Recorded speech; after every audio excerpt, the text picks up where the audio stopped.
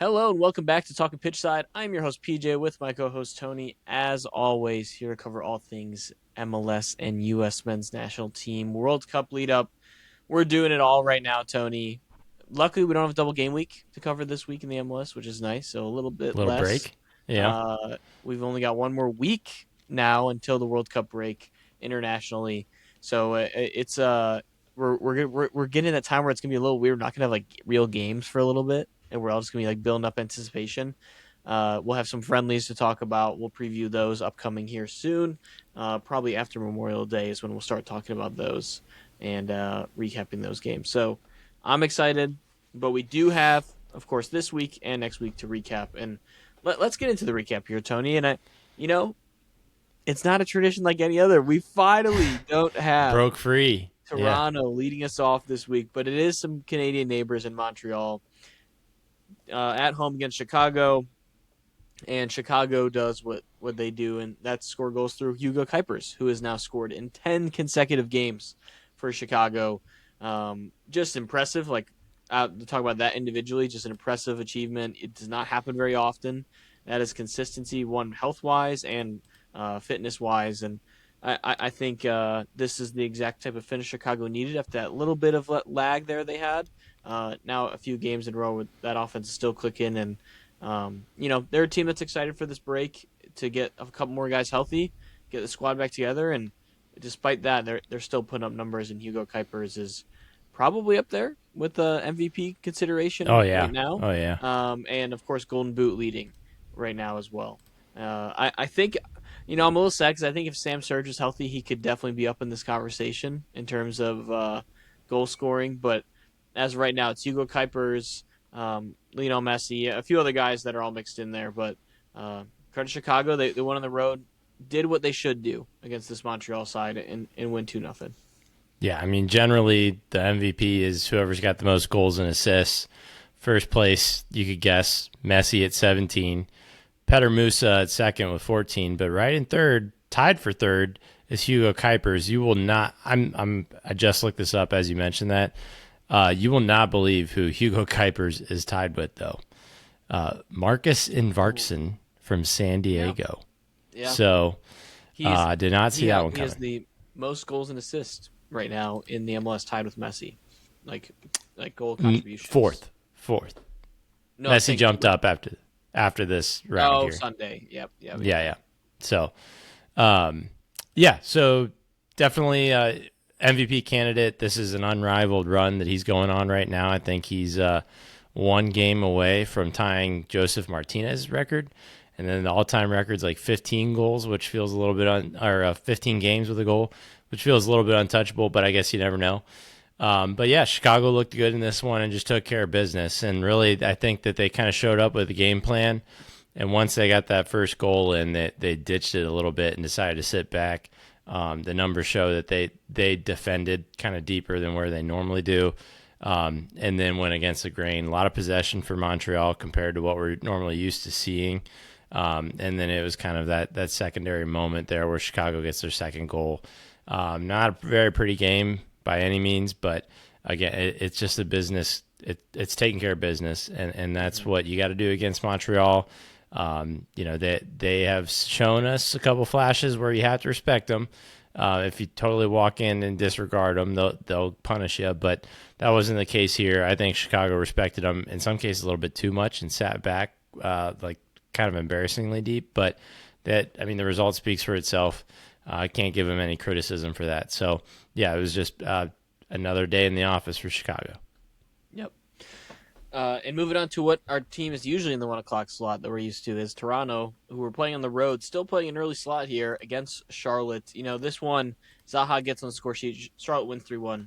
This one was Charlotte scored, Toronto responded immediately, then Toronto scored again, but it got called back. And, when you see that second goal happen, you just immediately are going, oh, no, not again, Charlotte. That's the first thing that came to my mind. Yeah. Here we go. And it's almost like that goal got called back, and it gave them new life. Hey, we can do this. We're still in this game. And they responded well, scored immediately after that. And then eventually Pep Biel seals it with a penalty at the end of the game. So really good bounce back for Charlotte, especially you got right now, this Toronto side is so just beat up.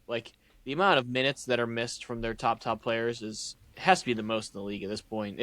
It's ridiculous how many guys have been injured for them that just take up most of their payroll, and they're just holding on for dear life, trying to get an international break. And credit Charlotte, they got the job done. They got 3 points when they absolutely needed it, and they've got to win these games at home right now when they're getting them. Yeah, I mean, I think that uh, goal that got called back was the warning shot that they needed. Otherwise, this could have looked really different. I think, unfortunately for Toronto, Jonathan Osorio beat them in this game more than Charlotte did. He was the foul that called that Toronto goal back, and then he also gave up that PK that you mentioned at the end. So it's a rough night for him. And definitely, like you said, it's tough to take too much away from this Toronto team other than the results. Cannot be entirely blamed on everyone that's on the field at the moment, just because it's not the preference right now. So it's a tough look, but nonetheless, I mean, this is a big time confidence booster for Charlotte at home, who's just been struggling to find some solid ground for a little bit now. So having that in front of your home fans, having that really to just kind of remind yourself the proof of concept's still there. And that, like I said, this team kind of looked like it was a little bit stuck in a fog, and I'm not saying that they're out of it yet, but certainly this helps turn the light up a little bit brighter and say, you know what, we do have this in our bag. We can win these games.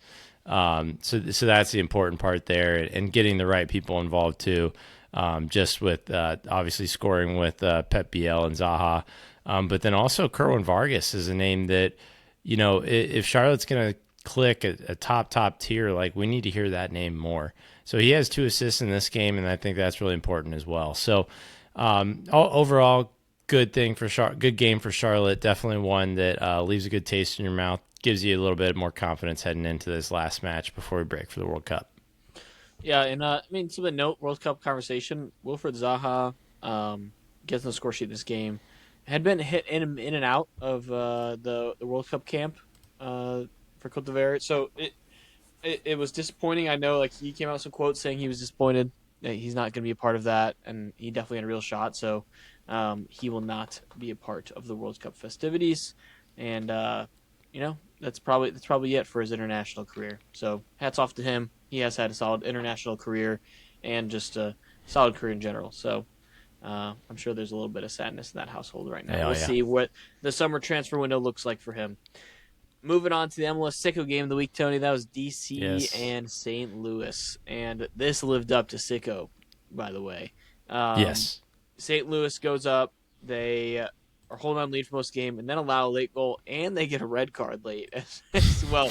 So, like, the last 5 minutes of this game just went bonkers. Insane. After a all that at a boring time. game. Like, it was pretty dull game, not a ton of opportunities, and DC fought back. I mean, they get a point at home from a losing position, so I'm sure they won all 3, especially against against a team like St. Louis. But I still, like, these 2 teams, like, played this game exactly how I expect them to, like, play a lot of games. Is they're not, like, bottom dwellers, and they're gonna be able to, like, get in these scrappy games with teams every once in a while. It's like they both played the exact same way against each other, and 1-1 was, like, probably the most fair result possible out of this one.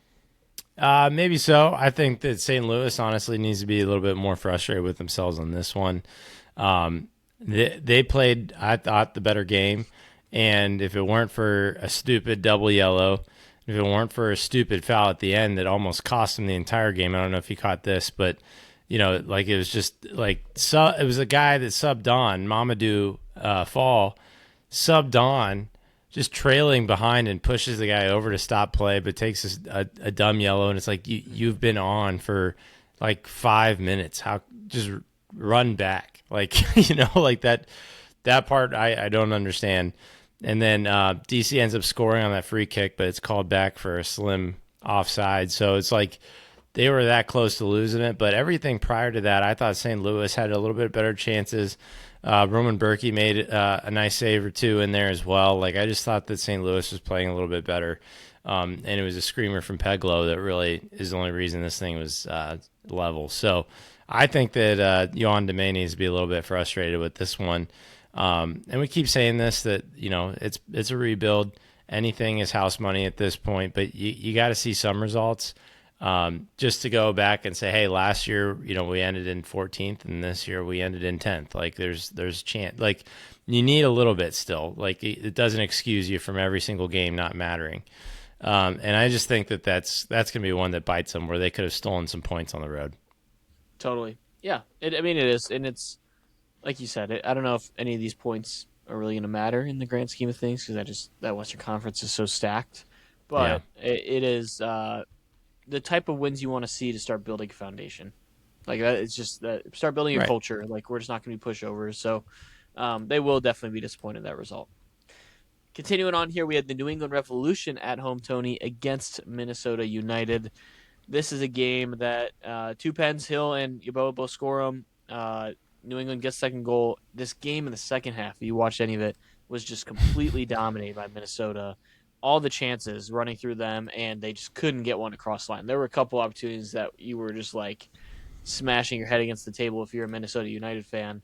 Probably a situation you wish you had James Rodriguez in that game where it could be a little bit more of a moment of like magic there in the second half, and they just couldn't get one across the line. And I think these are the type of wins as New England you're also impressed with. Like they were able to, they didn't have their A game, but they were able to grit out a win. And Matt Turner had a good showing in this one.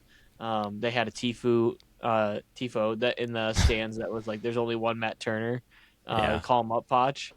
And I saw a really funny quote of that tifo image on Twitter, and the guy was like, "Thank God, there's only one Matt Turner." Oh, that's insane. Although I would argue Matt Freese is just Matt Turner 2.0 anyway. So, Yeah. uh, but credit to England. This is, I mean, maturity type wins. Like these are the games they do not win last year. They blow this game 10 times out of 10. So credit to them. They get it done. But I do think Minnesota is going to come out of this one thinking they could have at least gotten a point on the road. I think so too. Um, we'll talk about New England for a second though, because just winning at home after like the bubble was popped against Nashville in their last game, and just giving up like a game that they did not look like they really belonged in. To turn around and say, you know what, this is still our home, and we're still gonna keep getting results here is still great. I mean, if you so far, I think this was their seventh or eighth game at home, and they've won 7 of them and lost 1. Like that's still a really tremendous record at home, and certainly something that's going to keep them in a dangerous spot come when we return back from this World Cup break. So I think that's a huge result, especially against a Western Conference team that we've kind of been gauging so far, is that the Western Conference has been stronger than the Eastern Conference. So to steal some points like that, I think is a really good performance. And then for Minnesota, like you're always going to get some strange play with them, right? They're one of the more unique styles of play, even though they've kind of transitioned away from being just totally insane. I think that there was a little bit of predictability in the sense that Matt Turner made some good saves, and I think that came from like New England kind of packed the box. I thought they defended pretty well, and really eliminated much of the really good opportunities for Minnesota. Just looking at their shot chart, most of their stuff that they were firing off, it was kind of on the lower end XG side. So kind of forcing Minnesota maybe to take some shots that they wouldn't want to normally. All that to say, I think that's part of the game plan. I think that's Marko Mitrovic right there. And I think that offensively, New England's still pretty one-dimensional, but defensively, if they can hold up and kind of prop themselves up a little bit on that end, that takes them from a 8th to 9th seed team to like a 4th or 5th seed team. So that's going to be certainly something to watch if they can kind of play a full team performance more often like this. But they've had a lot of home games. That means there's going to be a lot of road games coming up, and we'll see how that holds up. Yeah, totally. It definitely. And I don't know. I came out of this one feeling impressed a little bit. I was feeling positive. Um, Yeah. Moving on here to the other sicko game, we had Orlando and Atlanta. This was Tony. This is the peak unstoppable force versus immovable object of team that allows all the goals, team that struggles to finish goals. Yeah. And what was going to case one? And in the end, neither. It Yeah. was They both the kind of defense happened. held up enough for Orlando. You're like, oh my god, they're gonna win. and then it's like Psych. Atlanta finally gets one across the line in the end, deservedly so. I mean, they had Yeah. a ton of opportunities in this one. This game, once again, both of their issues showed way more than Orlando's issue in terms of goals to opportunities ratio. Um, and Orlando's defense actually did hold up pretty well. Like they played a good defensive game for how much they were under pressure. And Atlanta, I think you can be disappointed, but you're also gonna be like, we'll take points on the road right now. Like we're not going to be Yeah. beggars can't be choosers in terms of how they've been playing. So they're gonna be happy with that, and Orlando's gonna be disappointed that they uh, kind of folded right at the end of the game to a degree, but they asked for it. Like it's just how they were playing all game. Right. And it kind of looked like that Orlando just kind of kept getting worn down and worn down and worn down to the Mm-hmm. point where they finally broke. It took a nice goal from Fortune to score, but it did seem like it was just kind of like they're holding on. Like you said, oh man, they might be able to do this, but you kind of kept seeing the fatigue build up a little bit more. You kept seeing the shots rack up. I think Atlanta outshot Orlando like 22-7 on this one or something like that. Um, it was only bound. It was just bound to happen. Robin Mm-hmm. Johnson leaves this game at halftime too. Another reason why Dude, you it's he's just like class. He's he class is. right now. I don't know if how much that was planned, but I doubt much. And yeah, it's not good for this Orlando team. I guess you take a point where you can get it, especially with a team that's I guess should be beatable in Atlanta, but at least you're getting something out of it. Um, yeah, it's a tough look there, and for Atlanta on the other side, it's like okay, like what's gonna break this deadlock where even this offense? I mean, obviously no Amaran, Latte Lot comes in as a sub. Like most teams can drop several goals on this defense, especially what the defense looked like in the second half. What is not clicking for Atlanta? I will not understand that, but that is in some ways this is one of those classic draws where you feel worse about both teams afterwards. Yeah, yeah. It's just more of the same. Like it's just more of the same issues that you're continuing to see with these clubs. So, um, yeah, it's a TBD what they will look like in the second half of the season. Yeah, Continuing on here to two more clubs that are struggling, Tony. That is Philadelphia and Columbus. Columbus takes the early lead. You think they might start rolling a little bit, and they end up just playing on the back foot. I mean, they got their goal, and it just felt like they never wanted to create a chance again in the entire game. And Philly didn't necessarily like play well, but they just had the ball enough where they got to the point where they found a way to score late and get a point out of this one. Um, the big storyline, of course, coming out of this game is Henrik Rydstrom and him being let go by the Columbus Crew after this. Huge storyline. It it is kind of jarring how fast he just got let go. 13 yeah, games, 14 games into the season, and it was kind of Columbus just being quick to be like, we made a mistake. And it sounds like there's some behind the scenes things that happened because he had a press conference where he said our expectations should be adjusted. Like we shouldn't be expected to compete and win. And I don't think the front office took too kindly to that, yeah, Tony. And now you've got a Nancy disciple coming back in the mix here. And I don't know. I don't think this is a this year it's going to completely change type move. I really don't. I think the talent on the field is a real issue in this scenario as well. I do think playing under Nancy style again will make this team feel a bit more comfortable, and I think it's going to be a good time to kind of give him the team and the reins to have this break to really reinstill those principles.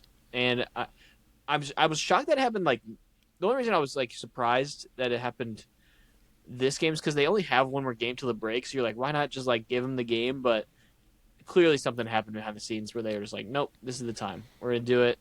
He doesn't have the locker room. We've talked about that yeah, plenty. Like you can see it on the field, the guys' faces, how they respond to things.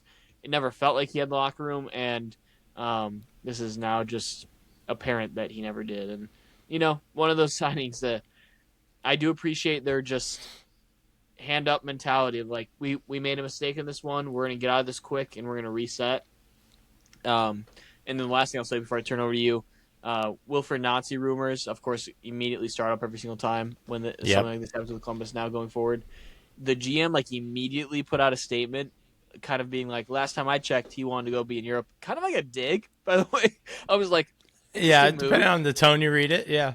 It just like felt like it was like he was shutting it down. Really, is what he was doing. It was like this is not going to happen.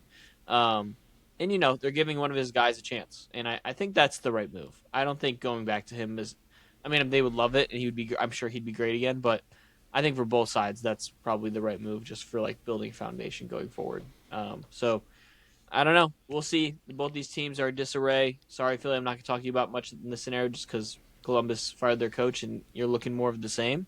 And it'll be interesting to see really how this impacts the Columbus Crew in the second half of this season. Yeah, for sure. It's certainly interesting. I like you kind of said, the timing of it is very interesting, and I was like, oh man, drawing at Philly, I guess, is a fireable offense now. But it, I think that's just the cherry on top of what's been happening. The reports, while pretty brief, does say like that he didn't have the locker room, and totally get that. It felt like the personnel stuff wasn't working out. It felt like whatever system they were trying to run wasn't working out. All of that being said, though, I think that, like, sure, you can appreciate the hand up, we screwed up thing, but I think that puts a lot of the heat back on the GM in East Oh, totally. So that you look at the just who's been in and who's been out since Tim Bezgachenko left, and he was, responsible for the Cucho Zelarayan carousel. He was responsible for like spending a transfer fee to get Wilfred Nance in because he believed in him that much. Like those were the real moves. And since then, very little has panned out as far as the players that they brought in, the coach that they've brought in.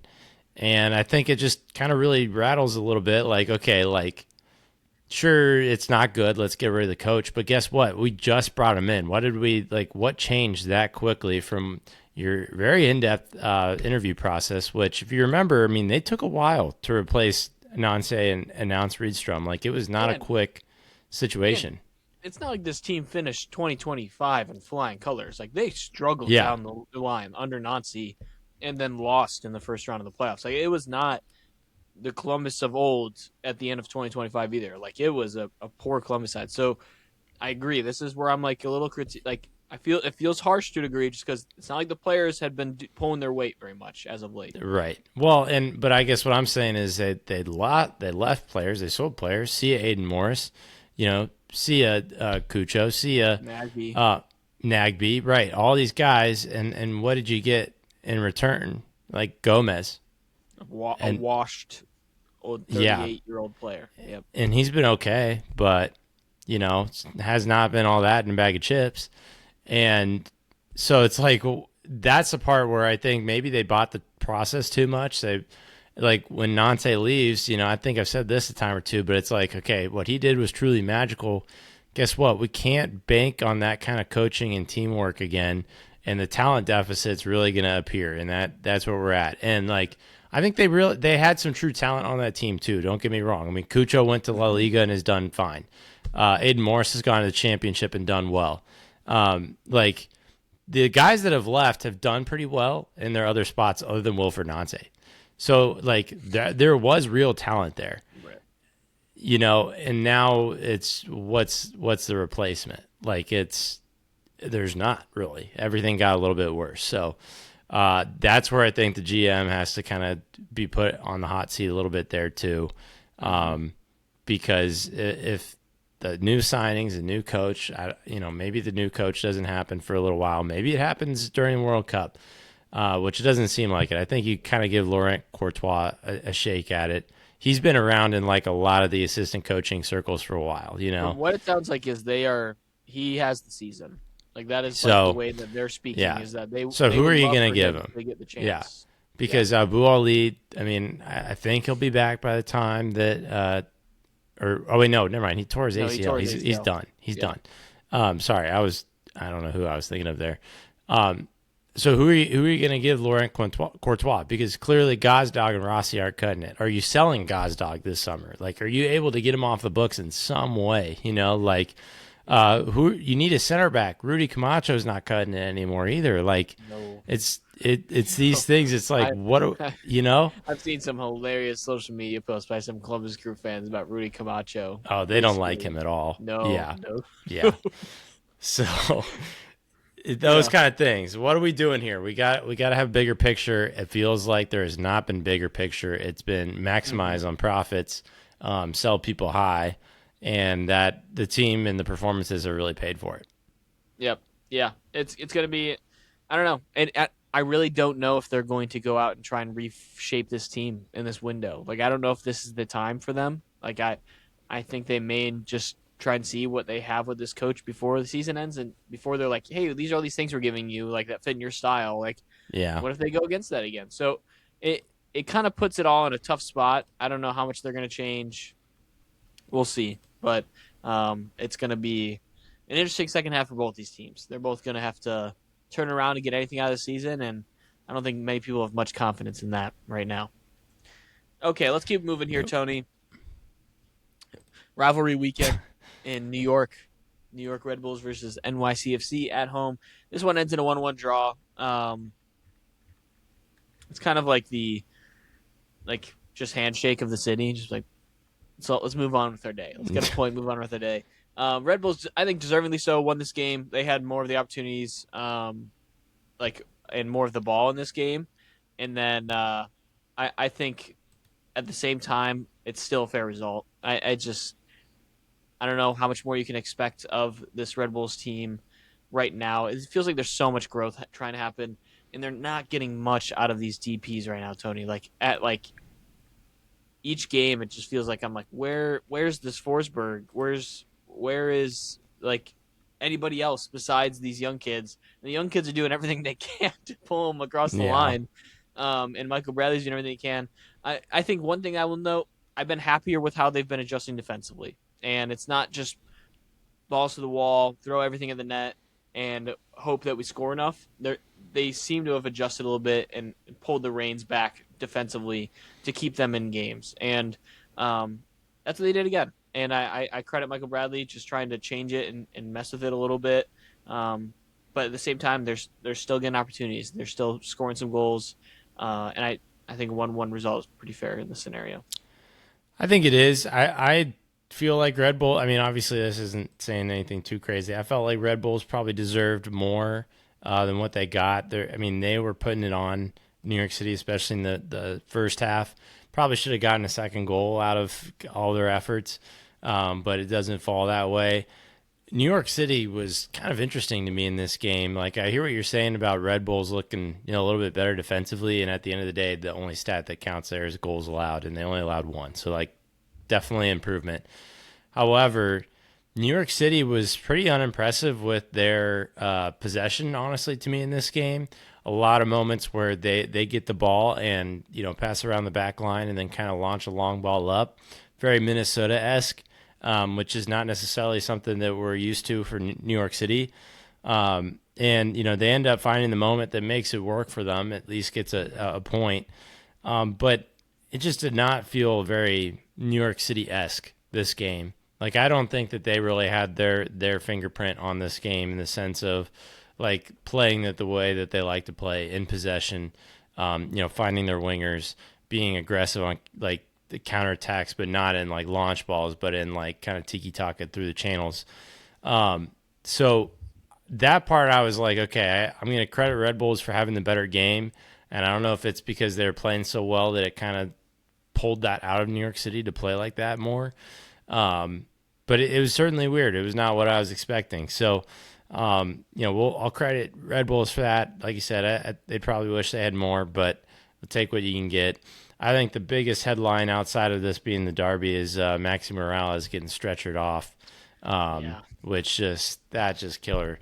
He was holding the record for like most consecutive games played, I mean, and yeah, it's bad. Yeah, it's tough. I mean, he's a journeyman that has just put in a shift for years now for NYCFC. At that age, it's just remarkable in its own right, yeah, and he's been the most consistent player on that team for years and has provided just veteran leadership. And you hate to see a potential career-ending injury like that, like right now.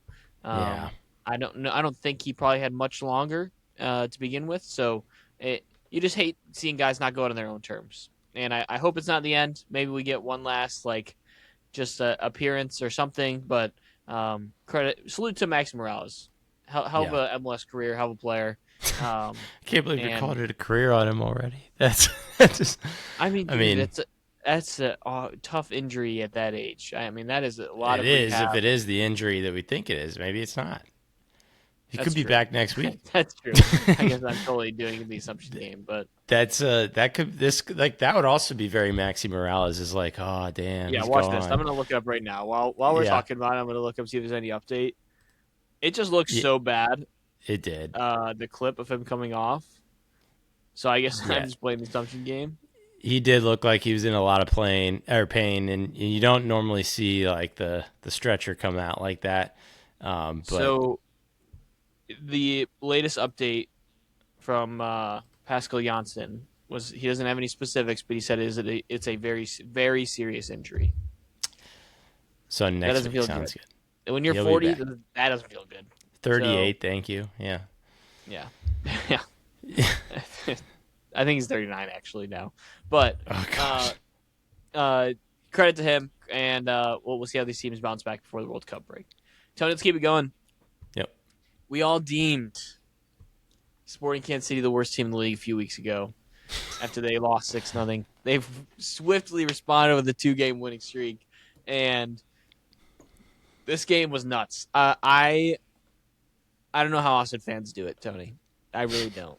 Because you just, Uh, right when you think they're turning a corner or doing something, they pull something like this. Like, they're up this whole game, and then Kansas City scores 2 goals in a matter of 3 minutes and just takes the soul out of Austin. This wasn't Austin, by the way. This wasn't like Austin deserved the win by any means.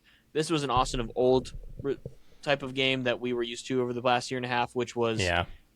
you just nothing created offensively. No And real sitting back chances. deep. Yeah. Sitting back, and Sporting Kansas City, as poor as they are, they've still got guys up top that can, if you're just inviting it, they will gladly take some chances and take some shots at you. So they finally broke through late, and that 3-minute stretch carries them to get all 3 points of the road. And them getting 6 points here, they said, not so fast, my friend. We do not want the spoon. We do not want the spoon. Here you go, Philadelphia Union. Take this. Yeah. We will keep it rolling. And, I don't think it's going to change anything in the playoffs, but they're trying to stay out of the bottom, which I appreciate. Yeah, they are. Also making it a fireable offense if you lose to this team. Can't believe the Galaxy Oh, shoot. I survived. didn't Yeah. even lead with that. Well, and not That just happened today. That's why I was that like, happened I today. looked it up. Yes, very fresh news. But Nico Estevez, coach, gets fired, and GM Rolfo, Borrell gets fired as well. So that's pretty interesting. Again, it's kind of the why now conversation. I mean, Sporting Kansas City brought it to you here, and it just felt like it was pretty stale at times, and like Austin propped up a lot on a really good goalkeeper and occasional flashes from some talented players that nobody was really it was almost not really working together. It was everybody kind of on an island. They're missing the Driussi replacement of old, like someone who can really create and glue this all together. And that's the part that I just don't think that the GM really ever gave any Austin coach a chance with. His best move, Borel's, is selling Osman Bukhari for a crazy fee to like Poland, and that was to bail himself out because he paid way too much for Bukhari in the first place, and like he didn't do anything. So it was a mere like that was his best move was bailing himself out. Everything else just hasn't panned. Like Facuna Torres, been okay. Christian Ramirez, Christian Ramirez has been okay too. Brandon Vasquez, unfortunate, but didn't get to see a lot of him with his injury. There's been a lot of injuries so far this year, but it doesn't matter. Sporting you got to do better than that. You can't let Sporting Kansas City look like the best team in the league on the road Even Matthew McConaughey knows that. That's why he fired them. I'm not actually him probably, but um, it's it looks so bad, and it's been kind of on this like stuck in nowhere trajectory that it finally hit a breaking point. I'm sure we'll get a little bit more news as far as why the timing and everything. This is a lot more fresher than the crew one because that came out a few hours ago. But yeah, it's pretty wild that now we're hitting murderer's row with the coach firings and even GMs not safe. So certainly something I would have thought we got one more week and then we hit the World Cup and all these decisions are getting made. But I guess people are getting head starts now and yeah, Austin's just in line with a few others now. Yeah, as Andrew Wiebe tweeted, Jim Curtin, you do have a job in the MLS next season. So I'm sure that he may be in the running for some of these. Okay, Tony, let's take it over to Houston at home versus Vancouver for probably the most shocking result of the weekend, in my opinion. Houston takes on Vancouver 1-0 on a 96-minute goal. Of course, there is the 64th minute red card that puts Vancouver in a tricky spot there for the last 30 minutes of that game.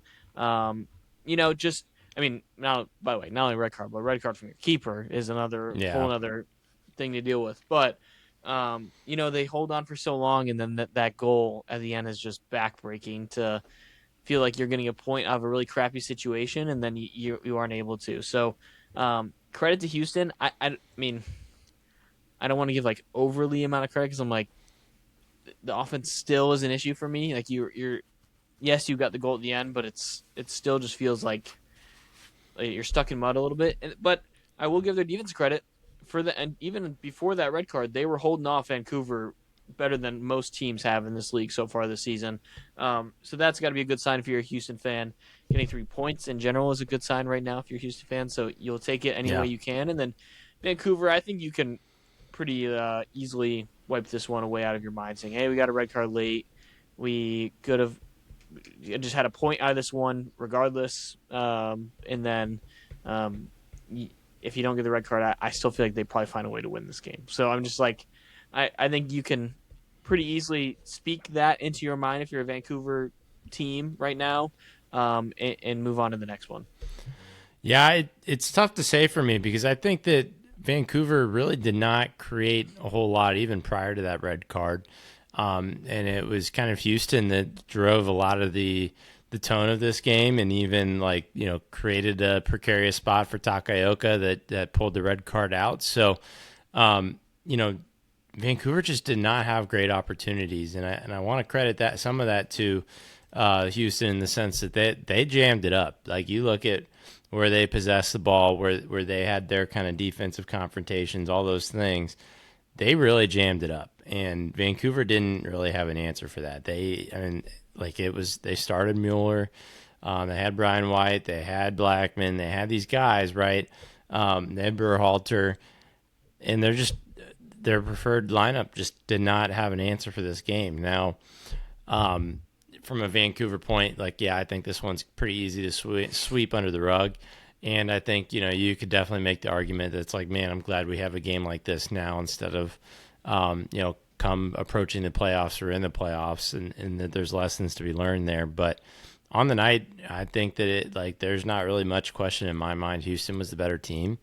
And that was prior to the red card. I thought that, it would have been shocking either way, red card or not, but I thought Houston was kind of due for that game winner, and it took till the very last second to get it. But Houston was just flat out better. You don't hear that often, and I think that's the beauty of what Houston can be. They've got all the guys that they want right now, and that's, I don't want to say the ceiling because it wasn't like the most beautiful thing ever, or like dominant or anything like that, but that's where they can strike. Is that they can catch a Vancouver off guard and punch them in the nose, and they get 3 points at home again. Like, that's a really valuable 3 points. Everybody's got to play Vancouver in the Western Conference at home, so it's like to get 3 points out of that game, that's huge. So, claps to Houston for this one. Something to build off of, something to watch. If they can jam up other teams, kind of maybe find a little bit more identity in that defensive solidity then you can, try and find those magic moments. Guillerme's been pretty good. Jack McGlynn finds his moments. Bogusz has found his moments. Like even Lawrence Anali, has these moments where he goes on tears, uses his pace. If the defense can kind of let themselves set up this Houston offense in the sense that uh, you only need to poke in one or two and you're going to win a game, then this is kind of a similar thing to New England where, hey, like you could that like being solid like that can move you up spots that potentially even give you home field advantage. So I'd say cautiously impressed with Houston from this game. Yeah, I mean, in alternate spin zone where I'm saying you can easily wipe it away for Vancouver is at one point I was saying that about LAFC, who we'll get into later, Yeah, and it can quickly tailspin if you don't nip it in the bud. So, uh, credit to Houston. I think you just got to keep it that conversation point. Is this was Houston's game and they took it at home.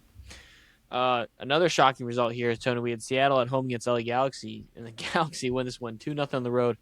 Kind of speaking to what's been going on with Seattle a little bit here. We have felt the inconsistency over the past month, and I think this is the peak of that. You control possession, you just don't create as many good opportunities as the Galaxy, and more of the same. We talked about it, like they just didn't finish, and that's been the issue with Seattle randomly at times. Like we know they have the quality of guys who can. That's just not happening right now.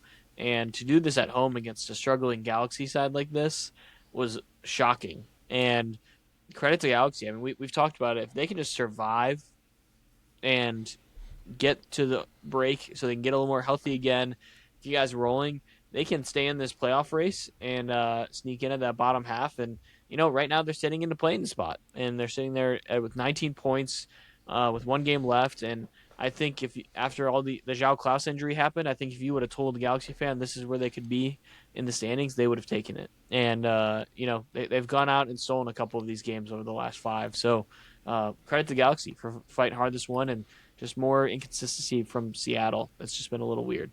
yeah, and for the Galaxy not letting Sporting Kansas City result be like, oh crap, we're out of Yep. it. Like they went Mm-hmm. straight to Seattle, which is a tough place to play, and made it happen. They, I think for me the big difference in this one is Seattle just didn't really have the central midfield presence in this one. Starting Snyder Brunell and Hassani Dotson, who, would love to have on my team if they're in different types of roles, but trusting them to start is a tough ask. When you got rolled on, you're probably managing minutes heading up into the World Cup, but it just felt like the Galaxy. I mean, they could have had more than 2 goals in this game, and it came from what they love to do, which is that quick counterattack, let Paintsel run, let Peck run, and the rest is history. And it just felt like they didn't have that kind of midfield solidity to like nip that in the bud, not let Marco Royce turn around and feed a ball through, like that kind of thing that I felt like was lacking from Seattle in this game. Mm-hmm. They were, also a little bit rotated at center back and outside back as well. So there was just general rotation for Seattle there. I think that's part of why you see what you see here. But I mean, this is the Galaxy lineup that honestly looks very close to ideal. And here's what I mean by that: starting center backs, Glesnes obviously, but then Carter Hack too, who, or not Carter, Justin Hack. Sorry, I always get those two mixed up. Justin Hack, a true kind of I mean, he started out as a CDM last year. New York ended up pushing him to center back, and that's when they really kind of found their grounding and made that run to the Eastern Conference Finals.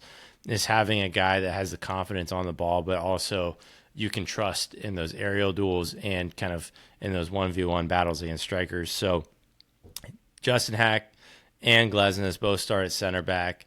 That's the ideal way to do it. They didn't do it at first when Justin Hack was starting Galaxy. They're putting him in the midfield. But, Mayashita, so much respect for the guy, not a starter anymore. You know what I mean? Like just, and I don't know. This is just the Galaxy look you want. And I think that like these players rewarded their fans, for asking for this lineup and getting it. And that's kind of like, I hope they stick with that because I think this is what can get them closer to a LA Galaxy that's really exciting again. Mm-hmm. Yeah, it's it. it's just about survival for some of these teams to get to this All Star break, and that's what I am. I'm just so interested to see how teams adjust and how it's just going to feel like such a different season. Like if you make any changes during this window, bring in some bodies, and just get healthy, it could feel like a different season. We're gonna have to reset our expectations, and I think Galaxy could be a part of that in the second half. Moving on here, we have RSL at home versus Colorado. Colorado gets the early goal, and that was about it for them offensively from that point on. RSL took control of this game. They get their 2 goals. They win this one 2-1. Very professional type of home win you like to see from a team that's on the rise like this. So we like that. And for Colorado, I'm more just. It feels like teams are kind of figuring them out a little bit. Like that offensive spark that was there early this season just hasn't really existed over a couple weeks now, and they're not creating the amount of opportunities they were earlier in the season. So I don't know what that is. I don't know if that's just the league figuring them out a little bit. I don't know if it's adjustments they need to make, but it's weird to see the dramatic drop off in that they've had for chances created from where they were at the start of this year. Yeah, I think that a lot of it is Rafa Navaju's cooled off on this one. They didn't find him a whole lot either. I think he ends up ripping off 2 shots, and one was on target, the other was off target. So certainly not the magic that he was creating at the very beginning of the season. He came out the gates really hot. I think that's been part of it. I think the other part of it is, I was excited for the Manungo trade that they pulled off and like what he'd be able to do with this team. And that just really hasn't found fruition yet either. Obviously, you want him to kind of be the quick pace guy on the wing that can burn a guy or two and create some opportunities for Navajo, or lay it back a little bit for Paxton Aronson and let him kind of unlock some things. And I don't know if it's just too much pressure on Manungo or what, but he had like 8 dribbles in this game and only completed 4 of them without losing the ball. It just hasn't really converted quite yet for them yet either. So a little bit odd for Colorado there, in finding their footing and what needs to work on that. But RSL, I think, is who you got to talk about here. Just like you kind of said, a very professional game. Seeing more awesomeness from Gozo. He's just been a quick standout that has shot up so much that there are actual people out there arguing for him to be part of this World Cup squad for the USA. Mm-hmm. So it's been very impressive to watch. They don't even have Diego Luna in this game. I don't know what the deal was there, if he was hurt or what if they're just trying to protect him. But other than that, I mean, this RSL is just a team that runs really hard and will outplay you, and that's kind of just really the basics of what happened in this game here. Yeah, Gozo will be he'll be getting a big move here soon. Yeah, That is something that is going to happen, and RSL is going to get a pretty penny. And they're going to get a good selling clause too. I'm sure of it. So, credit to them getting all 3 points of the home here. We have 2 just great MLS After Dark games that occurred here mm, yep, late night. If you were watching on Apple TV, and that first of which was San Diego and FC Cincinnati, back and forth game where it was 1-0 Cincinnati, 1-1, 2-1, 2-2. San Diego scores 96th minute after it felt like they were just hounding on the Cincinnati end. They were living on that end, and Cincinnati really bunkered and were going to counterattack type of strategy and just weren't able to do that much in the second half. And they get the goal after a turnover in the midfield, and you're like, that sucks if you're a Cincinnati fan. yeah, So then you're like, okay, just kick off, they blow the whistle. They kick it back and they punt it forward, and Jabari heads it down for Tom Barlow to equalize in the 98th minute on the literal last kick of the game, getting a point in the road for Cincinnati. Going from, as a fan of that team, from I can't believe we got 0 points this game and I stayed up for this, yeah, to you're getting a point in the road, which just at this point feels great if you're a Cincinnati fan. Getting points on the road is a good thing. And San Diego comes out of that game just being like, how did we lose that game? Like, yeah, how do you just not focus for one more kick and allow that to happen? And credit Jabari. I mean, he was the biggest guy in the field. He went up and used his body, and yeah, great header over to Tom Barlow. And this is the epitome of these 2 teams. No lead is safe if they have a lead, and there's no lead safe if they're down in the game, if you're the other team too, because these teams are just chaos, and they lived up to it in this one.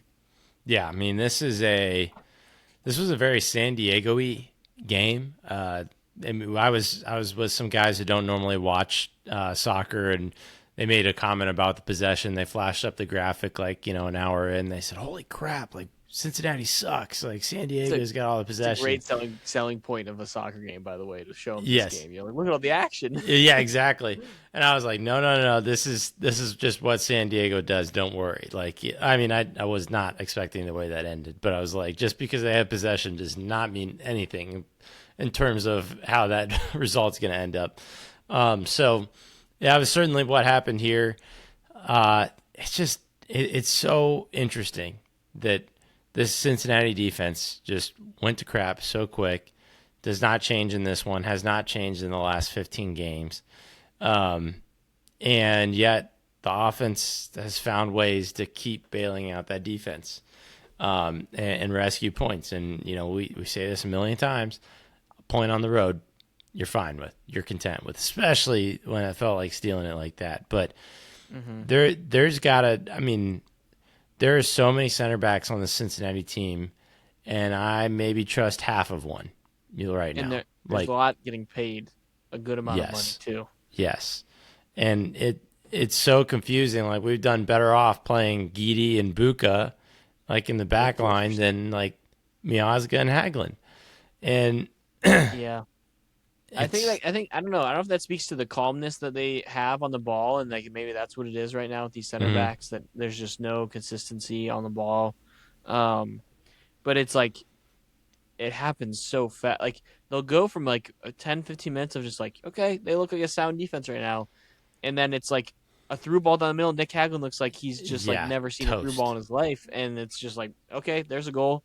So it's stuff like that it's just it like you said, it's odd to see a team that was so defender reliant the past few years. Like that is they built up their program being like, we'll win 1-0 games. That's how we're gonna win in this league. And I they this looks like the Cincinnati team of 2022. I think is the year that I'm thinking of, where it was that first year they made the playoffs, and Yeah, this is what the games looked like. Like it was like they had Vasquez, they had Acosta, they had Brenner, and the attack was just relentless. But they were prone to allow stuff like this happen every once in a while, and that's what it feels like. I mean, they have the second most goals allowed and the second most goals scored in this league right now. Like insane every stat. game is chaos, and this is a Yeah, team, Tony, for the first 6 weeks of the season didn't score. Like they were yeah, not scoring, and then the past 8 weeks they're now just the best offense in the MLS. So it's really bizarre. Um, I don't really know what the fix is because like they are healthy right now. Miles Robinson, I think, when he was on the field, looked like the best defender of the lot, but he goes off injured at halftime because he felt like tweaked something. And I think they're being super precautionary because he's yeah, going to be called up to the World Cup, and I know that is what it is. That as a club fan, that is the one thing I'm excited for to get to World Cup break because I'm sick of seeing like guys like my one of my best players just not play because he doesn't want to risk any injury. So I get it. I know why they're doing it. It's a big pitch how they got Miles Robinson to come here in the first place, so they have to live up to that. right. But Cincinnati needs to figure out something in the second half of this season to get this defense looking at least just capable of allowing 2 goals or less. And San Diego's in the same boat. Their defense is a bit chaotic at times. They allow just really crappy goals. I mean, the corner to Tom Barlow, no one touches it and just falls to his feet. Yeah, And then the last goal is just chaos. Like it is like that's just a mind that you're tired and you just don't focus, and that's how that goal happens. So, um, I don't come out of this game feeling any different about these teams. They're exactly what I yeah, think they are, which is just chaos and just that every any given day they could lose a game by 3 or they can win a game by 3 or do this and draw a game. So it that's the fun part of these teams. So you that's like fun as a neutral, especially as a fan of these teams. You kind of pull your hair out because you're like, there's a good team in both of these teams. Like you're like, there's a good team in here, but where's the consistency and how are we going to get it? So right. I don't know. I feel entertained at least watching them. Absolutely entertained. But I think you're spot on. You can't take anything away from this game. because you've just seen how dynamic the results have been. And so, um, if anything, it's a uh, you get what you can out of the games that you got on the docket here. You got one more before the World Cup. I think I would assume that both teams are going to reload in the summer transfer window, or shed some. If you're San Diego, shed some dead weight, and then go from there. Like it's so weird how this season is set up in the sense that like all this beginning of the first half of the season, we've said it's going to feel like a different season. They're gonna like we're going to come back and it's going to be like, how do all these teams play again? Because uh, so much is going to change with personnel and bringing in new people, bringing in new coaches, even like it's just going to look so different. So it's like, okay, what? It's not like we're all starting at the same starting line when the gun shoots off to restart. It's going to be where do we all start in this race and who can overtake from there. So you get the results what you can. Everybody kind of wants to be approaching their final form come a few games into this return to the World Cup break. Yeah, and as a FC Cincinnati fan, like you go home and you should beat Orlando at home. Like that is especially Yeah. against that defense, you should score goals and win.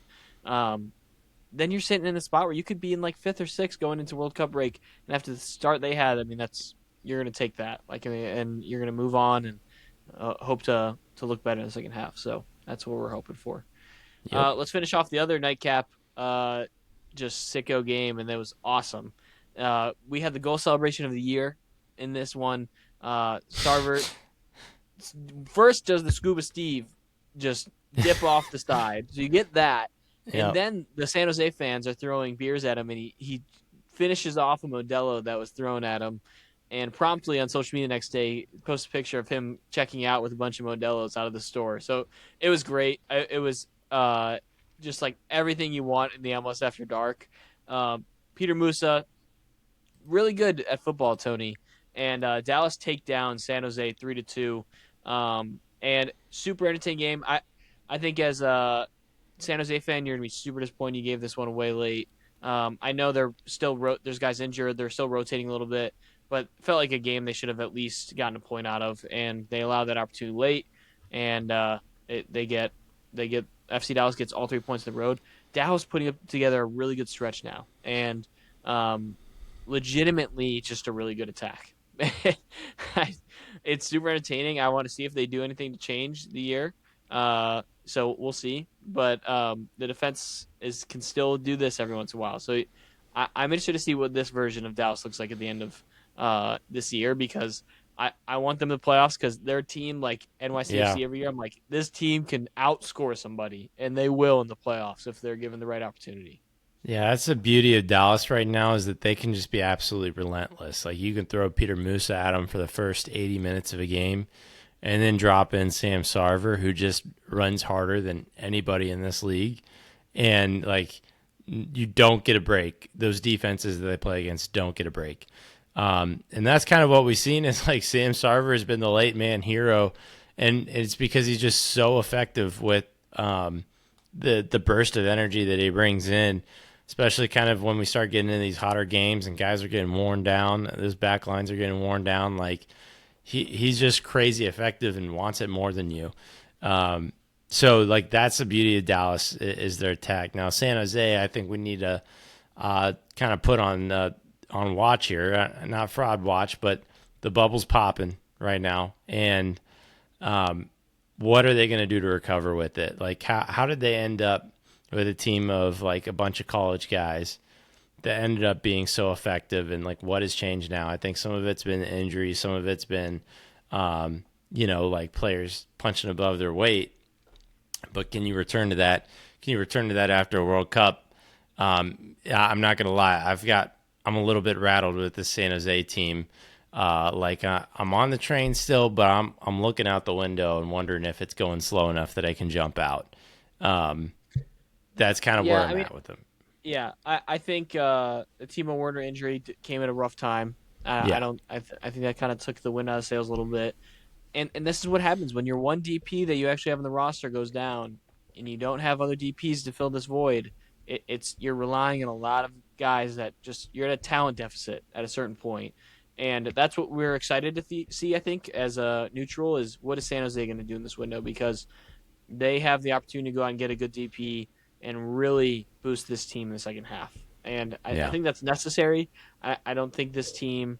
I'm on the train, but I agree with you. Like I worry for them in the playoff situation because of just the talent deficit. Like that, a lot of times that's what it comes down to is who can have a moment of brilliance, and I think they're limited in that with just Timo Werner on the roster, and he's not even been healthy for most of the season, so it's tough to rely on a guy like that. So we'll be interested.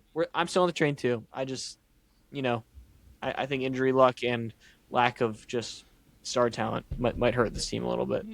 Yep. Tony, let's move into Sunday games here. We have Miami winning 2-0 at home versus Portland. Pretty expected result. The Messi assist in this one was ridiculous if you haven't seen Dumb. it. He is ready for the World Cup. I'll tell you that right now. This game should have been much worse. I think the expected goals they had like over four in this one. Not very often you get 2 goals scored against you and you still have a 7.5 rating in I the was about to game. say Pantam has played well. He played well. Credit to him, but the Portland offense didn't have much, and I think we're nearing the end here, Tony, of Phil Neville's tenure. I think that's a team you could see shake it up here over the World Cup. So we'll see if they fall into that. But Miami, they're rolling now.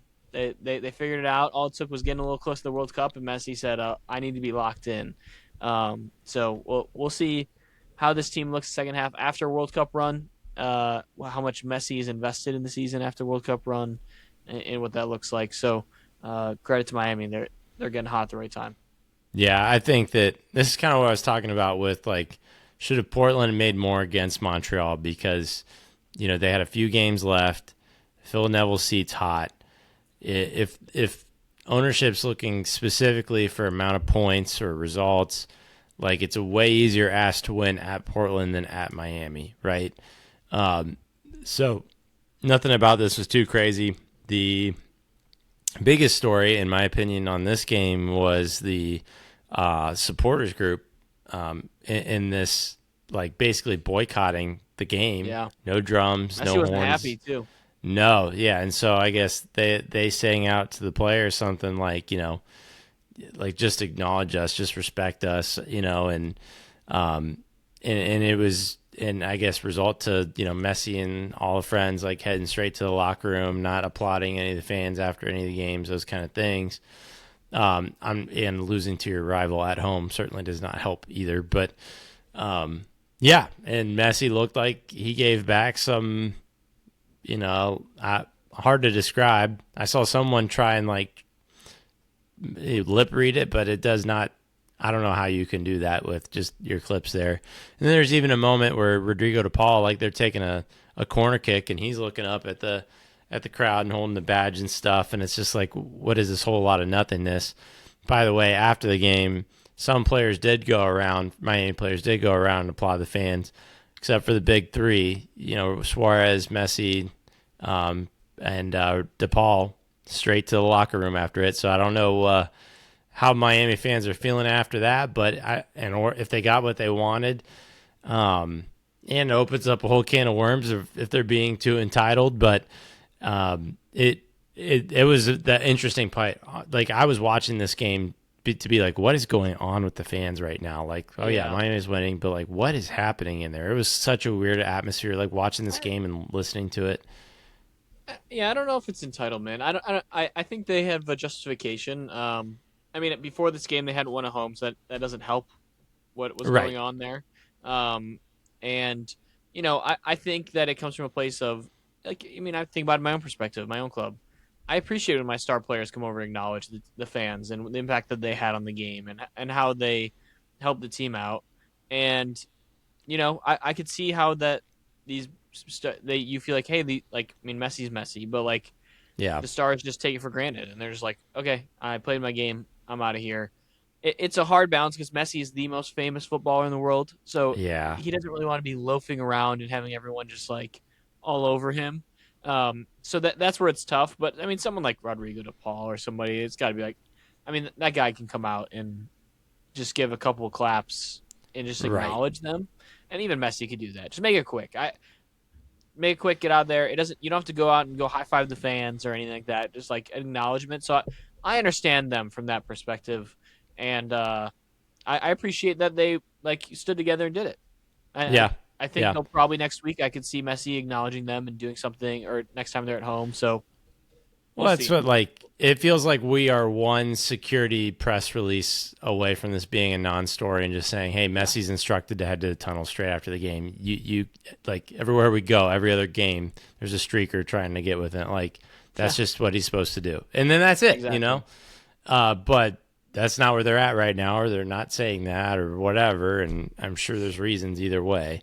But it certainly is one of those things where I get it, like especially when you're kind of you've got a whole stadium, like one of the whole sides is named after you. All these people are filling it up, coming for you, wearing your jersey, and like not a single acknowledgement, especially after some tough results. I mean, you don't most players don't do that, but like the thought of just going straight to the tunnel, not saying anything, no acknowledgement. He doesn't need to. He absolutely doesn't need to. But I can understand from a fan point being frustrated that it does feel a little bit like there's no reciprocation in your appreciation. So it makes a lot of sense. But that's what I found honestly most interesting about this one was watching the clips during the dead balls than rather during play because Yeah, Miami was running this one. Portland had a few stints, but this was all Miami's game. yeah. Might be a good problem to have if the biggest story coming out of your game is the off the field stuff because you're dominating so much on the field. It's true. Um, let's move it into nightcap here, Tony. We had Nashville at home versus LAFC. This was the Hani Mukhtar game. He gets a hat trick in this one. A beautiful free kick if you haven't seen it. Um, Two. you know, weird game though because all these goals weren't like great opportunities. It was just Hani Mukhtar being awesome, honestly, in this game. And LAFC in the second half really played well offensively, and they get the goal to cut it 3-2, and they come out of this one with way more opportunities that they didn't finish, and are gonna feel crappy they don't get a point like out of this game. But like that's the beauty of this Nashville team is that they have the star power up front where a guy like this can have a game, and it's like you just got to tip your cap. Like that's just what it came down to, and Hani Mukhtar probably has become underrated in this league. Like he's a former MVP. The guy has just done it now as one of the best players in the 2020s in the MLS, and just year after year, just proves it. And it's cool to see him have a little bit of a flashback game like this. It is. I mean, he certainly looked really good. And the free kicks were good, but they were not great. Like there was a little bit of sticker shock on this. Like if you were watching the end of the Miami Portland game, Messi at the last kick of the game has a free kick attempt that is just spot perfect, like Beautiful postage save. stamp, and it was an insane save. And then you see Mukhtar's, which are still great free kick goals, but you're watching like kind of where it splashes in the net. And Thomas Asal is the goalie in this one. It's not Lloris, and it's just like, man, I feel like other like Pantemis for Portland is not like insane MLS goalie. And I don't know. I just felt like, man, this is backup goalie performance here, and some of that was a little bit I don't know fortunate, but yeah, the LAFC, despite kind of giving up some of these like against the grain goals that are a bit unlucky, like found ways to still be annoying. There are not many moments in this game where Nashville had that like or kept that 2-goal cushion. So like LAFC was always kind of nipping at their heels and made it nervous until the very end. But ultimately, like they're just it's so hard to see a product in this like back to where it was like late last year where Sun and Boanga are going on 15-goal streaks. Like it just does not look that way right now. And Martinez has looked good. He was pesky offensively. I thought defensively he just looked so lazy. But like they have these moments, they have these flashes, but this is just not a team right now that shows me 90 minutes in this LAFC Yep. team. And Nashville right now has. Now, LAFC played a lot of games, so is Nashville. I think you can wipe that slate clean, call that a wash. But Nashville's been rotating more than LAFC has. The guys that are on the field for LAFC in this game um, definitely have more miles on them this year, Yeah. and I think that was a little bit evident as well. Yeah, they need the break more than any other team. Just the amount of miles with the lack of rotation, you can tell watching. There's some guys that are moving. You're just like, you can tell they're just tired. Like they Yeah. need this break more than most teams. So credit to Nashville. They keep rolling as the best team in the East so far. So love to see it. Okay, Tony, let's jump into international play now. We've got Group D in the World Cup recovering. Team USA's group with Paraguay, Turkey, and Australia. So we've got. Did I say Australia? Yeah. Is it? It's Australia. Yeah. Okay. I It's was like, Australia. for some reason, I was Yes. doubting that. Turkey, Paraguay, and Australia and USA. So we've got an interesting group there. Of course, one that favors Team USA right off the jump to get through to the knockout stage. So favorable group. Turkey is no slouch though, Tony, and this is the team that I think a lot of people are circling. Is like that's going to be the biggest test that they are going to face in this one. Now that is coming at the end of their group, if I believe so. It's their third game, so it could be a scenario they are able to, you know, get out of the like we could be eliminated scenario before they even get to Turkey. So that's a good thing for them. But I think they've got to be favored in every single game. I mean, this is home field advantage. They do still have the most talent, and Turkey does come with a lot of talent. I mean, there's Guler that plays for Real Yeah. Madrid that could at any moment be the best player on the field. And he could easily be the best player in this group right now, the way he's been playing for Real Madrid. So it's an interesting group, and we are coming into this window now, not knowing what this Team USA team is going to look like, and I think I'm starting to sense the positivity finally start to turn and just be like, we just got to get behind the boys here, no matter what it is, and I appreciate that. But there's still so many question marks about Team USA. The only thing that's benefiting them is that there's more around Paraguay, Australia, in their group currently, and even Turkey to an extent. I'd love for you give me yours right now, Tony. Start from the bottom. We'll go bottom Yeah. up. Where you think this one's finishing out? I think it's going to look So probably pretty similar in both yeah, I groups. think we'll probably land the same way. I think that 3 and 4 are kind of clear. I think that fourth for me is Australia. Um, Ooh, yeah, yeah, for sure. my I only thing with Paraguay right now and is that they had multiple injuries this past week from the guys that are going to be featuring like some pretty solid minutes on their national team that are might miss the World Cup now. So that's my only concern is with a team yeah, like I, that. I get it. I get You're already it. thin on talent. If you lose some of it, it could get ugly fast. But continue. I mean, we're talking about just an Australia team that I think is not to be. I mean, any opponent you can't just totally blow off, right? But Australia was a bit easier for USA in this group, and I think that uh, Turkey will handle that similarly. It's what Paraguay is going to do in that head-to-head, right? Hmm. And I don't know. I'm not a big believer in Australia in this tournament particularly. I mean just because of their geography, they end up in this tournament basically every time and never really amount to a whole lot here. So I think that actually by FIFA ranking they are higher than Paraguay is, but you look at their recent fixtures for Australia and it's like a 1-0 match that they beat Cameroon. They beat Curacao 5-1. They lost to Colombia 3-0. They lost to Venezuela 1-0. There's not a whole lot there for me to get excited about with them or be too scared of. So I put Australia at the 4 spot. I got Paraguay at 3 spot. While I think you can make a similar argument with them with talent and kind of if you're playing the Badge FC game and just looking to see who everyone plays for, I think you're going to kind of find similar caliber teams that a lot of the Paraguayan players play for. But I trust CONMEBOL a little bit more than Oceania and the A League and all of that out there. So that's kind of my difference maker between those two. But it sounds like you would have had those flipped. Yeah, have them flipped. But I mean, in the end, I don't think either of these teams are going to be making the knockout stages from the third spot from their group. I don't think that's a possibility. I think the expectation really in this group is Turkey and USA are going to take care of business against those two teams, Yep. and then their head to head is really going to decide who's going to win this group. So that will be interesting. I think that game for USA and Turkey is going to be back and forth. Like I think it's going to be a tight game that is going to be decided late. And I think that USA has the talent.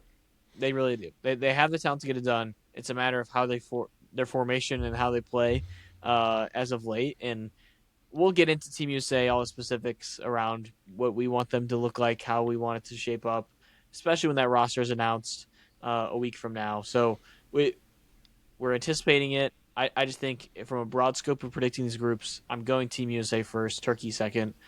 Definitely homer bias. I Yeah. will not be shocked though if we finish second in this group. Like I think people are taking Turkey for granted, and this is a team that just had to claw their way out of a European playoff to Yes. get to this point, and they have match winners. Like Guler is the type of guy that could show up in that game against USA and just easily be the best player in the field and have a brilliant goal or an assist, and that's all. That's all they need.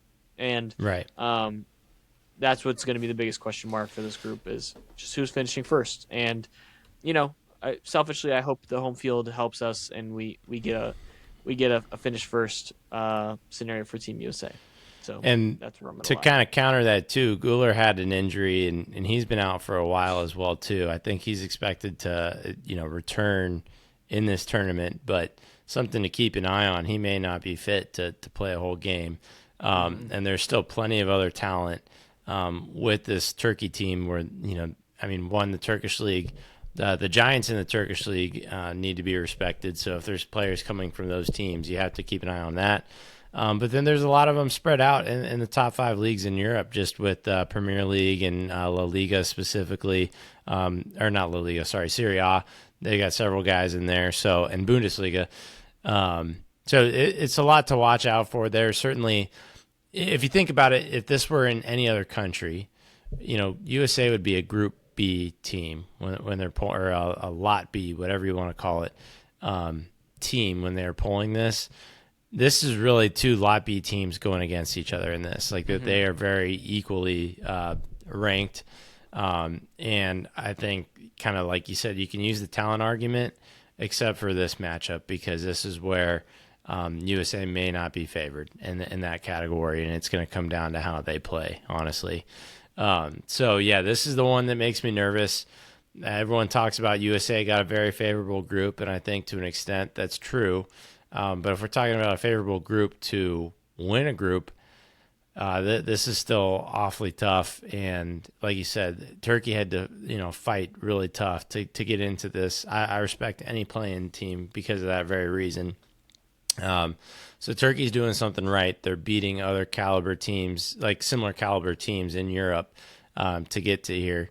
And that's the fear is they could very well, they're probably looking at this too and saying, hey, we got a very favorable group. Like if you are a visiting country, you want the host to be in your group because, you're battling the home field advantage stuff, sure, but it's not, like they didn't get a France or Brazil or Germany or someone or Spain like as their, top tier team that they got to fight against. They got USA. So Yeah, they came out. Their sporting director came out and said it. Like he said that right after the draw. I remember it. He was like, "This is a great draw for us." Like he yeah, was like, "This is," and I'm sure Paraguay and Australia feel the same way. Like they're not facing a true Group A team, a Pot A yeah, team like that. If you're even on one of the lower teams, that's like ideal. You're like, if we have a chance, it's against these B tier teams. So, right. um, it should make up for an entertaining group. I It think all of the will. host nation groups we've covered so far, there's going to be drama. And you don't really know who's going to win these groups. And it puts a lot more pressure too on this Australia and Paraguay game for the USA. Like you said, like things could come down to the Turkey game. Well, if both those like USA and Turkey win those two matchups and they draw that third game, well, it's going to come down to goal differential at that point, right? And so it's like who beat up on Australia 5-0 instead of 2-0. Like that's going to be the difference. And when you got a team like that chasing, like it does raise the intensity of, hey, we're supposed to win these games, yes, and we're going to need to win these games soundly if we want to really protect the stance of that first place spot. So Having someone equally yoked like that definitely turns up the heat. Hmm. Yeah, it's gonna be entertaining. I'm so excited. We're so close. And USA benefiting from facing both Paraguay and Australia as of recently and beating them. I think that is gonna play a factor for both sides in those matchups. Like these teams are familiar with each other, and there was a bit of like friskiness in those games. Yeah, Like Chris Richards got into a fight in that one. Like there was some pushing and shoving going on. So I'm interested to see how that plays out in the World Cup setting. Also, quick note: most important thing we've said all episode. Domino's is doing a promo that if a USA player gets a red card, that they're giving away $1 million worth of pizzas. what? So be on the lookout. If I, we get a red card, at least there's something good coming out of I did not see that. That is so. Wow. it. That's the most Okay, American promo of all time. that is hilarious. Oh, Okay. Well, that's gonna do it for the episode today, Tony. We are gonna have an episode, of course, on Friday. I think you're gonna be solo casting that one. So oh to the snap. listeners, get ready for a little Tony solo cast and what he's gonna be previewing for the weekend for U.S. Men's National Team and a little group prediction. Um, but I'll miss you. I'll miss you deeply, listeners. Enjoy your Memorial Day weekend. I'll say it early from me. There you go. Um, but yes, we are close to World Cup. We're gonna have a ton of more World Cup content coming up after this weekend because that is all we got now, and this is our primary focus. So we're excited. Please tune in, of course. If you're in Spotify, check out the YouTube, and then if you are on the YouTube, subscribe, comment, like anything. We appreciate all the love. So we will see you guys on Friday. See you.